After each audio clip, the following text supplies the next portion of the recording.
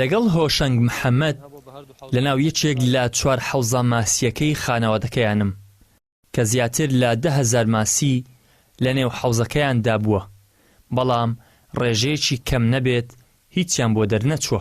ناو حەوزە ئەوەندەی ئاوتیایە ناتوانانی بچێ ناو ئاوەکە بە هیچ شێوەیەکە ماسیتیانە بێتوانە بێ ناتوانانی تەمەشایکەی دەبێ هەسەیریکەی و ناتوانانی بیگری تا ئاوەکە دابەزێ و ئاوەش وازودا نابەزی چونکە هێستا ئاو دێ لەسەرەوە بە ناویا دێ و لێشی دەرەچێت کەواتە جارێدا نابەزێ. ئەگەر حکوومەتی عێراق بێ و حکوومەتی هەرێم بێ ئەگە قەرەبووی ئەو فەلاحانە بکاتەوە هەر شتێک قەرەبوویان بکاتەوە بۆوان زۆرە لەبەر ئەوەی ئێستا پیاوی وا هەیە لەوانێ 3-4 دەفتەر بەس لە سەری عەرف کەوت بێ، پارەی عەرف کەوت بێ، پارەی گازی مەولدە کەوت بێ، تەبەن هەمووی ئەوانە مەسرفە بۆی بەزرێ لەوەی کە تەئمیرکردنەوەی حەوزە ئەمانە هەمووی بە شۆفرە و هەمووی مەسرفە.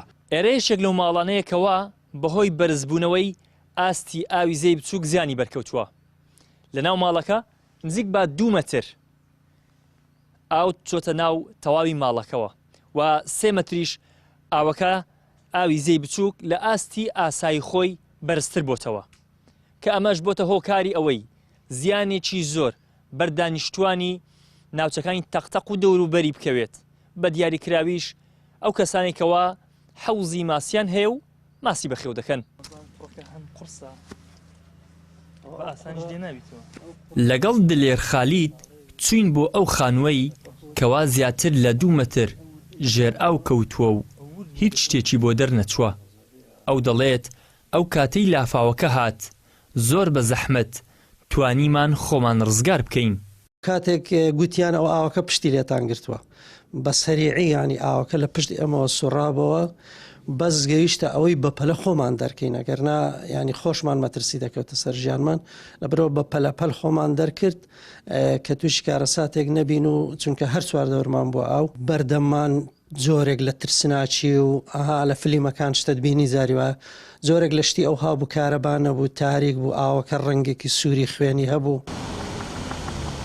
بە گوێرەی ئەو هەڵسەنگاندنانەی شارەوانی خاڵخاڵان کردوویەتی 400 حەوزی ماسی لەم ناوچەیە لە ناو چوون و ئاوی لافاوەکەش چۆتە نێو 100 خانوو و باخەکانیش زیانی زۆریان بەرکەوتووە. بە باوەڕی ئێمە نزیکەی بای 10 ملیار دینار هاوڵاتیان لەم سنوورە زەرمەند بوونە هەم حەوزی ماسییان هەم مۆلیداتیان هەم مەزرعەیان هەم ڕزوباخیان.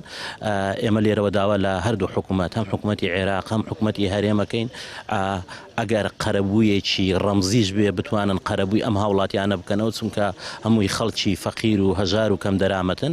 حکوومەتی ماوە بەسەرچووی هەرێم لە راپۆرتێکیدا کە زیانە مادی و گیانیەکانی تێدا تۆمار کردووە هیچ ئاماژەیەکی بە قەزای تەقتەق و گوندەکانی دەوروبەری نەکردووە. ئەمەش بە خۆت زینەوە لە بەرپرسیارەتی لێک دەدرێتەوە. ئیدریس محەممەد، کەناڵی ئاسمانی پەیام، قەزای تەقتەقی سەر با پارێزگای هەولێر.